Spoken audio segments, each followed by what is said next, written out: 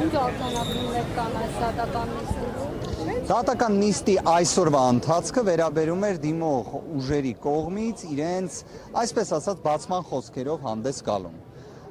6 ուժ ներկայացրեց իրենց բացատրությունները, շատ սեղմ, ամփոփ կերպով, մենք եւս ներկայացրեցինք, վաղը կներկայացնի Բարգավաճ Հայաստան կուսակցության ներկայացուցիչը, պարոն Օրբելյանը, եւ դրան կհաջորդի արդեն պատասխանողի բացատրությունը, հարակից պատասխանողների, երրորդ անձի, որին կհաջորդի արդեն հարց ու պատասխանը։ Ճիշտն ասած, կազմակերպչական իմաստով մեր դիրքորոշումն էր, որ ճիշտ կլիներ հարց ու պատասխանը անմիջապես հաջորդեր բացատրությունների ներկայացմանը։ Դա ավելի դինամիկ է դարձնում գործընթացը եւ ավելի նաեւ յուրաքանչյուր հարցի վերաբերյալ քննարկման սպառում ենք ունենում։ Բայց դա տեղի չունեցավ։ Ինչ վերաբերում է Սահմանադրական դատարանի այսօրվա գործողություններին,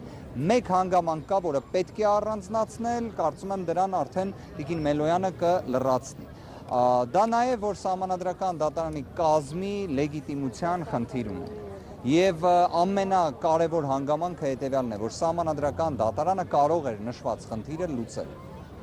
Այսինքն Սահմանադրական դատարանը գիտակցելով նշված խնդիրը, որտեղ հենց Սահմանադրական դատարանը ինքը բարձրաձայնել էր նշված հարցը։ Սահմանադրական դատարանի կոնկրետ դատավոր խոսել էր այդ խնդրի մասին, բայց այն հանգուցալուծում չէր ստացել։ Այսօր մենք վերստին նշված հարցը ներկայացրեցինք, լրացուցիչ հիմքեր, հիմնավորումներ ներկայացրեցինք, բայց Սահմանադրական դատարանը դրան արձագանք չտվեց, դրանով իսկ որոշակի իմաստով հենց իր լեգիտիմության, կազմի լեգիտիմության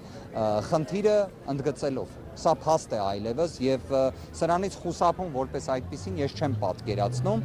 Կարևոր է արձանագրել, որ Սահմանադրական դատարանը ուղիղ նշեց, որ ընտրական վեճերով նույնիսկ 5 դատավորով գործի քննությունը կազմի իրավազորության խնդիր չէր առաջացնելու, բայց բոլոր դեպքերում Տիկին Սաֆարյանի մասնակցության անհնարինության արձանագրում տեղի չունեցավ։ Չնայած նրան, որ կարծես Տիկին Սաֆարյանը մշտապես ընդգծում էր դատավորի մասնակցության անհամատեղելիության հարց,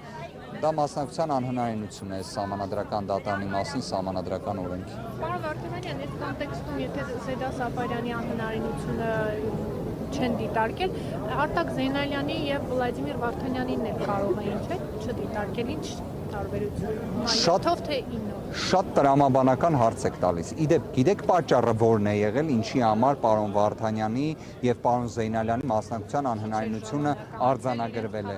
Չէ, իդեպ իրենց պատճառաբանումը հետեւյալն էր, ասում էին, որ եթե դա չանենք, կազմի լեգիտիմության խնդիր կարող է առաջանալ, այսինքն նման կարծիք կարող է առաջանալ, բայց նույն խնդիրը կար Տիկին Սաֆարյանի դեպքում, բայց բոլոր դեպքերում դա չարեցին։